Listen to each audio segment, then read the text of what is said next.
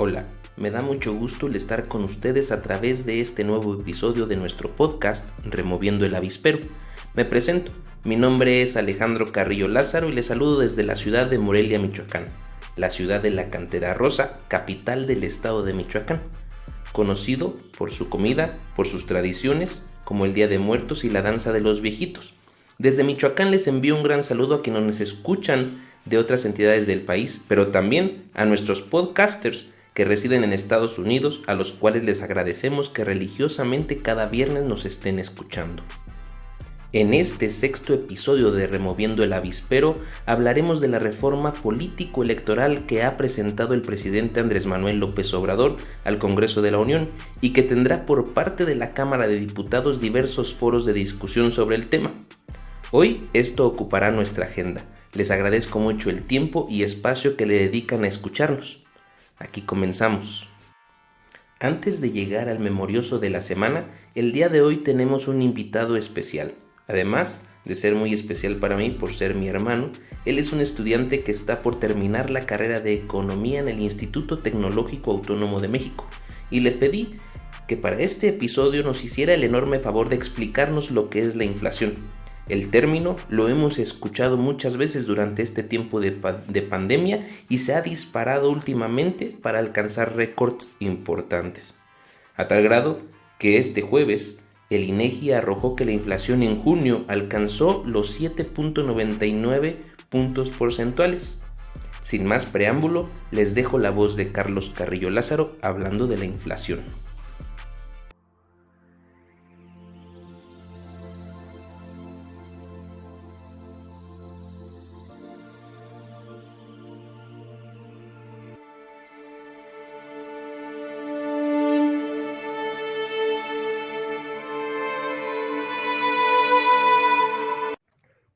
Para hablar de inflación es necesario primero definir los conceptos de economía nominal y de economía real.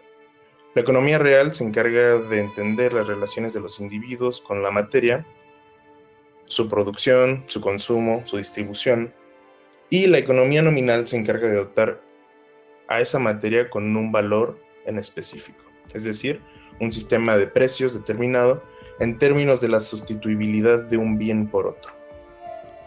La definición del libro de texto sobre la inflación es el aumento generalizado sostenido en los precios de productos y servicios en una economía. Sin embargo, esta definición nos dice muy poco sobre lo que implica vivir en una economía con inflación y nos dice todavía menos sobre los impactos al bienestar de los individuos. Y no nos permite entender qué es lo que compone o cuál es el origen de este fenómeno. Porque el incremento generalizado en los precios no significa un aumento en el precio de todos los bienes de la economía. Si un yate de 100 pies aumenta su valor nominal en un 40%, no nos proporciona una buena fotografía de lo que está ocurriendo con el sistema de precios de toda la economía. El aumento generalizado hace referencia más bien a todos aquellos bienes que son mayormente consumidos por el agente económico promedio. Y el aumento en el precio de estos bienes nos compone el fenómeno de inflación. Milton Friedman, un economista liberal de la Escuela de Chicago, decía que la inflación es un problema puramente monetario, es decir, puramente nominal. Con esto, lo que Friedman pretendía decirnos era que, así como los precios de los bienes incrementaban y se hablaba de inflación, también los precios del capital humano, es decir, los salarios, iban a aumentar y en el agregado las cosas iban a permanecer constantes.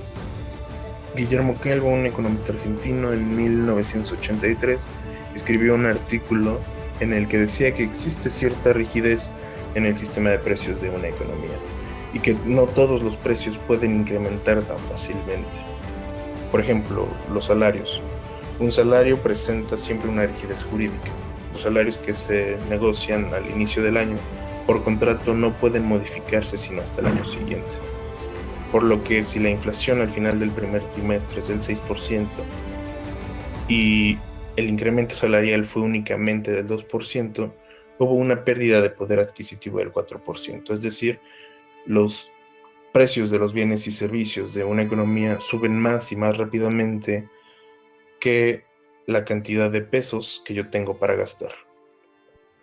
Si creemos en el modelo de Calvo, entonces podemos decir que la inflación es la pérdida generalizada y sostenida del poder adquisitivo en un periodo de tiempo mientras los precios de la economía se vuelven a ajustar. Asimismo, podemos decir que la pérdida de poder adquisitivo impacta en el consumo de los hogares, que de hecho es así.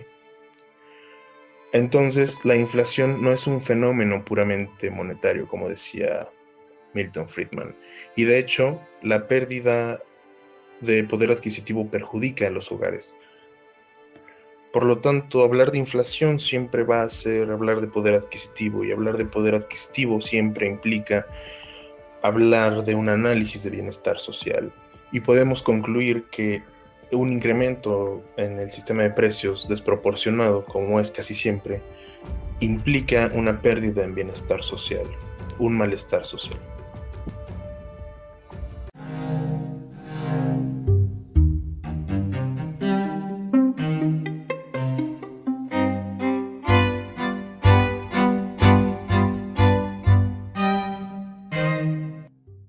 Primero, agradezco a Carlos Carrillo se haya dedicado un poco de su tiempo a hablarnos de este tema tan importante. En el memorioso de la semana, el viernes 1 de julio se inaugura la primera etapa de la refinería de Dos Bocas en medio de lo que algunos analistas llaman opacidad e ineficiencia. Se destaca que este año aún no se producirá gasolina y tampoco hay fecha exacta para cuándo comenzará. Sin embargo, la inauguración ya está hecha, al terminar, como dije, la primera etapa.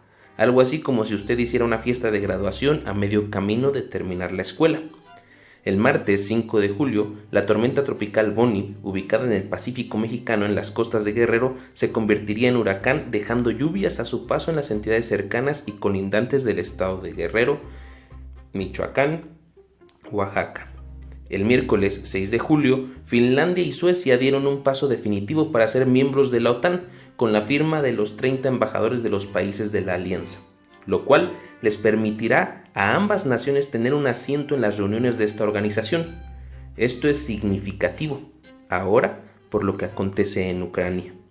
El jueves 7 de julio, el primer ministro de Reino Unido, Boris Johnson, dimite de su puesto, quien fuera el encargado de aquel emblemático Brexit que significaba la salida de este país de la Unión Europea, además de ser uno de los primeros mandatarios contagiados por el COVID y de ser quien ha capitalizado el mayor triunfo para la derecha conservadora de aquel país.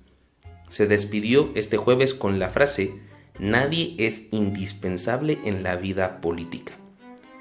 En México, algunos dirían, excepto yo.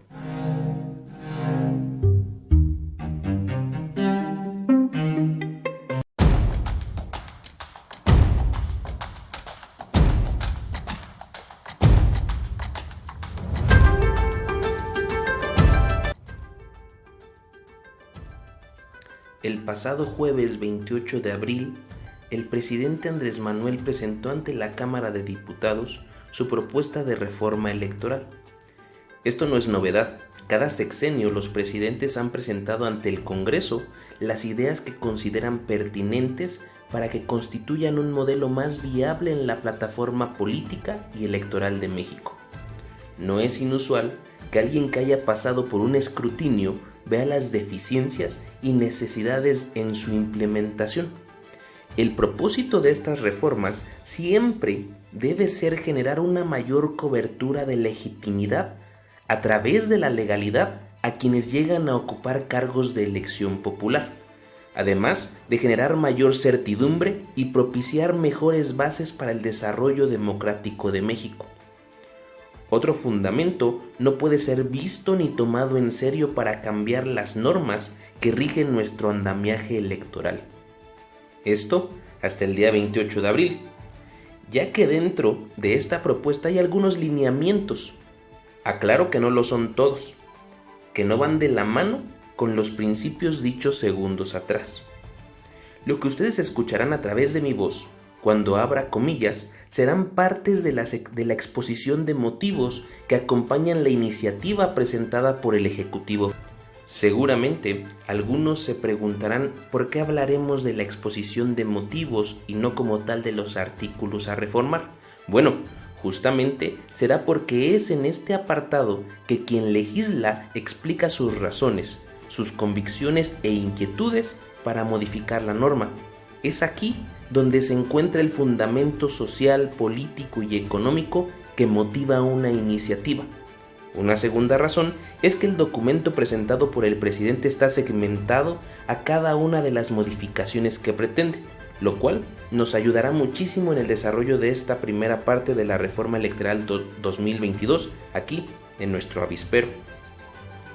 Entonces, comencemos revisando el documento.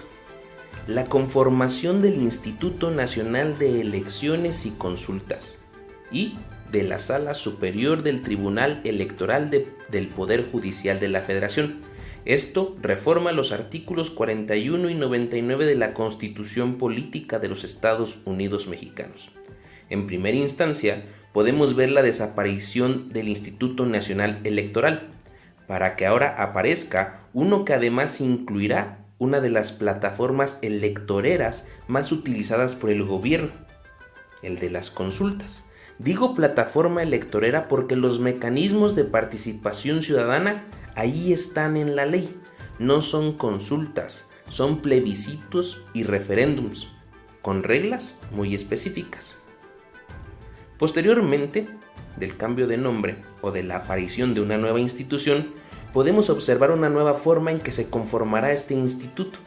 Abro comillas. Se propone ahora un esquema nuevo que involucra a los tres poderes de la Unión, en la determinación de las personas titulares de dichos órganos, a partir de candidaturas presentadas por las cámaras de diputados y senadores, la Suprema Corte de Justicia de la Nación y la persona titular del Ejecutivo Federal. Se propone que el voto popular decida la integración de la Sala Superior, del Tribunal y del Consejo General del INEC. Dichos cargos serán ocupados por un periodo de 6 años improrrogable. La jornada electiva para definir a las personas titulares de estos órganos se celebraría el primer domingo de agosto, cada 6 años, con excepción de la primer jornada electiva. Cierro comillas. En este sentido, nos dicen que los consejeros y magistrados de ambos órganos serán propuestos por los tres poderes de la Unión. Cada uno de estos propondrá a 20 candidatos, 10 por cada órgano. Estos harán campaña y presentarán propuestas a la ciudadanía para que, definida la fecha de la elección, sean votados y surjan los primeros 7 de cada elección como los elegidos para tomar posiciones, tanto en el Consejo de la ahora INEC y del Tribunal Electoral. La discrepancia sobre este asunto es que el Instituto Nacional Electoral y de Consultas no puede hacer otra cosa distinta a la que le mandate la ley. Las normas son claras y específicas. Las acciones de los consejeros solo deben llevar como fundamento lo que los ordenamientos les marquen. No hay espacio para la improvisación. El Instituto Nacional Electoral es un órgano totalmente técnico. Su fundamento está en los protocolos normativos. ¿Qué pueden presentar en campaña los candidatos? ¿Disminuir el presupuesto del INEC? Eso le corresponde al Congreso. ¿Llevar a cabo elecciones en tiempo y forma? Eso está en sus normas. Así que lo que escucharemos en las propuestas serán demagogia y mentiras, porque lo único que se les debe exigir a todos es que se ciñen a la ley. Un órgano técnico no debe estar bajo el escrutinio popular. Ahora, un órgano jurisdiccional, como lo es el tribunal, menos. ¿Qué dirán en campaña los candidatos a magistrados? Actuar bajo la definición jurídica no puede estar bajo la lupa electoral. Un magistrado no puede hacer las cosas de acuerdo a lo que le propuso a los electores, sino bajo su conocimiento y entendimiento de la norma jurídica. En pocas palabras, serán consejeros y magistrados aquellos que tengan la mejor plataforma electoral, es decir, mejor mercadotecnia, mejor imagen, mejor entendimiento de su público, dejando de lado que la norma ya rige a los primeros y los segundos tienen una responsabilidad con la aplicación de la misma. Esta propuesta parece que abona mucho a la democracia. Hay que elegir a los consejeros y magistrados y que sean los ciudadanos los que lo hagan. Pero pensémoslo bien. El INE, el actual INE, ha logrado que se capitalice la llegada al poder ejecutivo, al principal detractor del sistema. ¿No es eso una muestra de la eficiencia y autonomía del instituto encargado de las elecciones? Además, el tribunal ha sido definitorio para muchas pugnas que sobrepasan al primero. De nueva cuenta, un ejemplo de que estos organismos han ido madurando. ¿Necesitan reformas? Seguramente sí, pero no de fondo, porque han demostrado que han cumplido con la democracia mexicana. Someterlos a votación sería desvirtuar el órgano técnico y jurisdiccional electoral de nuestro país.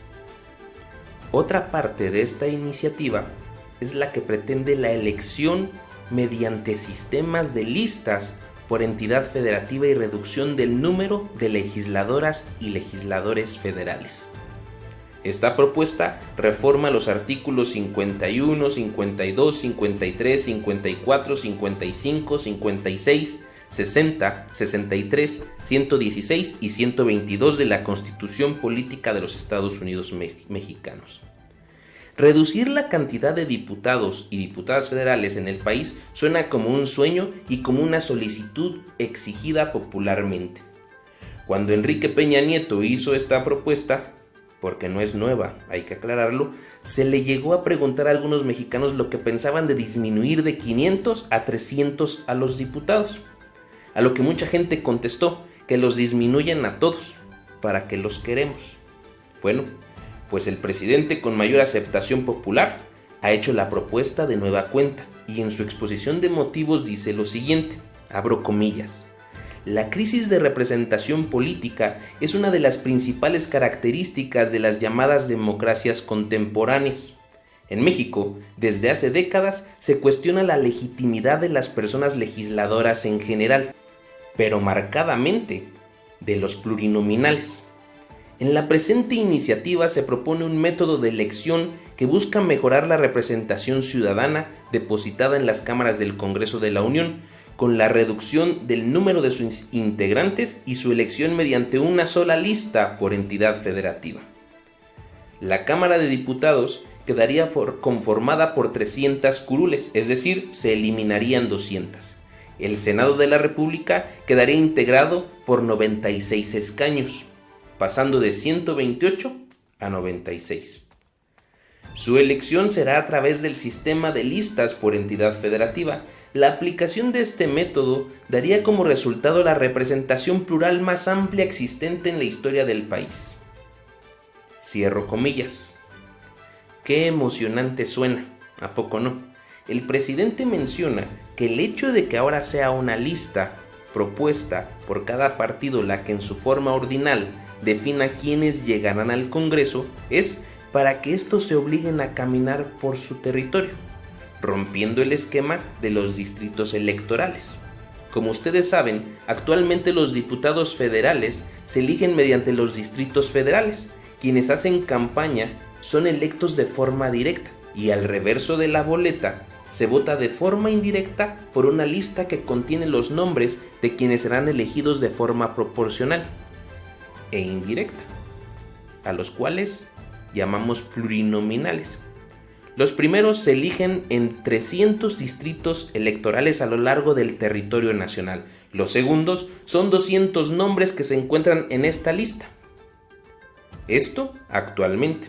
La propuesta elimina de tajo a esos 200 y a los distritos, para que ahora sean elegidos a través de una lista, es decir, que la forma en que se eligen a los plurinominales será la forma en que se propone se haga la nueva modalidad de elección. Así, en la Cámara de Diputados y la de senadores bajo la misma modalidad, pero estos, que son 128, terminarían siendo 96, ya que los 32 restantes son o serían los que fueron plurinominales. La pregunta aquí es, ¿cuántas veces hemos visto caminar y hacer campaña quienes ocupan los primeros lugares en las listas plurinominales? Además, de que esos lugares los utilizan los políticos de tradición dentro de un partido, dirigentes partidistas que van saliendo de su responsabilidad, gobernadores o candidatos perdedores que negociaron su posición, personas que buscan mantenerse en el escenario político sin necesidad de hacer campaña. Pues con esta reforma tengan por seguro que quienes integrarán los primeros lugares en la lista nunca saldrán a hacer campaña y recorrer su entidad. Sus lugares ya están en un 80% seguro. Un ejemplo, el partido que alcanza apenas el 3% de votos ya logrará tener por lo menos un diputado en esa entidad federativa, lo que hace que partidos como el Verde o Movimiento Ciudadano, en entidades donde no son muy apreciados, cuentan con un porcentaje así, peleen por el lugar número 1 de la lista de esos partidos, porque es casi garantía que serían diputados. Obviamente sin necesidad de hacer campaña. Es más, la campaña sería solo partidista, algo así como vota por los diputados del partido X, vota por los senadores del partido X, sin necesidad de que estos caminen. Es más, le pedirían al gobernador, al candidato a gobernador, al candidato a presidente de la república, al candidato a presidente municipal, que haga campaña de arrastre para estos mismos candidatos que ya estarán en una lista o irán a levantarles la mano en algún mitin político. En este sentido, tengo dos opiniones distintas respecto a cada cámara. La Cámara de Diputados tiene como fundamento la representación popular, es decir, que cada diputado representa a un número de ciudadanos. Estos llevan la voz de su población que votó y del partido que los postuló. Lo que permite la distritación es que cada diputado pertenezca a esa circunscripción territorial y lleve la voz de esa población específica al Congreso. Estamos de acuerdo en que no es lo mismo un diputado de la capital de Michoacán que de la Tierra Caliente o de la costa michoacana. Esto se rompe con la propuesta de las listas que presenta el presidente. En pocas palabras, el diputado emana de una población específica y representa a esa población específica. Con las listas pueden ser puros diputados de las capitales de los estados los que terminen hablando y creyendo que representan, por ejemplo, a sus comunidades indígenas. Esto respecto a la defensa de los distritos electorales. Con respecto a los plurinominales, estos tienen una razón específica en la Cámara de Diputados y es llevar la voz de un porcentaje de la población que optó por algún partido aunque éste no haya ganado ningún distrito. De esta forma, la Cámara de Diputados busca tener una representación popular más fidedigna. Algunos dirán que eso se puede con las listas que presenta el presidente, pero estas no serían viables porque si en una entidad juntan un 2% los de un partido, estos ya no tendrán voz en el Congreso que los represente. Pero las listas plurinominales permiten que ese 2% de esa entidad se sume con otro porcentaje de alguna otra y logren así que un representante llegue al Congreso de forma indirecta a través de ellos. Entiendo que los plurinominales dan mucho que desear, porque ahí se postulan personas que creen que no le deben nada a la población. Ahí es donde veo la posibilidad de una reforma real, que se postulen a través de estas listas a ciudadanos que no provengan de otro partido, que no provengan de un puesto de gobierno, que no sean dirigentes de algún partido. Tantas posibilidades hay para que estas listas plurinominales sean lo más correctas posibles en cuestión de representación popular. Respecto a la Cámara de Senadores, creo fervientemente y le doy la razón al presidente en que deben erradicarse los plurinominales de esta Cámara. La razón es que a diferencia de la de los diputados, en donde está representada la población, en la de senadores están representadas las entidades federativas. Nuestro pacto federal, por el cual somos Estados Unidos Mexicanos, se encuentra residiendo en el Senado. Ahí no hay representantes populares, están representados nuestros estados. Michoacán, Jalisco, Ciudad de México, Querétaro, Nuevo León, cada estado de los 32 tiene 3 representantes ahí. Por lo tanto, doy razón en que no tendría por qué haber una representación popular emanada de la lista plurinominal, y creo que aquí la reforma debe eliminar de tajo la elección de ellos a través de la población. Si no, seguiremos cayendo en el mismo bache, solo con un menor número. Es decir, que cada fórmula de candidatos a senador hace lo que se pretende que hagan los consejeros electorales, campañas buscando el voto de la gente, cuando sus atribuciones no son representativas de la población, sino del pacto de las entidades federativas en una unión. Actualmente, eso hacen campaña y bajo la propuesta del presidente la seguirán haciendo, para el mismo público ciudadano que no comprende que ellos no son sus representantes, pero lamentablemente los senadores juegan a hacerlo. ¿Por qué? Porque ocupan su voto. Mi propuesta aquí sería que cada entidad federativa, a través de sus poderes, eligiera mediante alguna modalidad a quienes serían sus senadores. Que se entienda bien la representatividad es lo que debemos hacer. Como lo dije al principio de este apartado, parece muy buena propuesta y parece demasiado democrática, pero dista mucho de serlo. La elección de un pueblo no se basará en conocer a sus representantes. Estos se limitarán a pelear los lugares primeros de las listas y luego a exigir al partido y a los candidatos a gobernador, presidente de la República y presidentes municipales pidan el voto por sus diputados. En este tenor, la democracia representativa estará en una crisis de representación más crítica de la actual. Y claro, hay reformas viables que pueden resarcir la problemática en la que nos encontramos. Pero esta propuesta, en cuanto a los diputados, no sana absolutamente nada. Y en cuanto a los senadores, los disminuye, pero no hace de ellos los representantes que por nomenclatura deben de ser. Simplemente los manda a la misma significante en la que están y bajo la misma modalidad de los primeros. Esta reforma electoral es bastante amplia y el partido presidencial ha empezado foros de consulta. La verdad no son foros, son mítines políticos bajo una figura que les permite seguir haciendo publicidad. Como dice el meme, se tenía que decir y se dijo. ¿No me creen? Vayan a las páginas oficiales de los partidos en cada entidad y verán cómo la gente acude al según foro de consulta de la reforma. Pero nadie habla de eso, además de que no se les invitó de esa manera. Y si alguien dice algo de eso, solo hablará de democracia y de disminuir a los plurinominales y etc. Espero el INE haga foros de información reales y ponga límites a la propaganda de desinformación que hacen estos partidos. Hasta aquí dejaremos esta primera parte de la reforma electoral 2022, presentada por el presidente de la República. Aún nos faltan algunos temas que iremos cubriendo en los siguientes episodios. La iniciativa presentada por el Ejecutivo estará en el Twitter y Facebook de Removiendo el Avispero, además de que ya está el artículo semanal que escribí para esta semana, en el cual hablamos de la frase presidencial del miércoles pasado en Palacio, que dijo: en Palacio las cosas caminan despacio. No lo dijo un detractor del presidente, lo dijo él mismo. Yo les agradezco mucho su tiempo para escuchar este episodio. Agradezco a Carlos Carrillo por explicarnos el tema de la inflación. Les deseo un excelente fin de semana, lluvioso para algunos, caluroso para otros, pero mientras sigamos con vida el clima es lo de menos. Que estén excelentemente bien.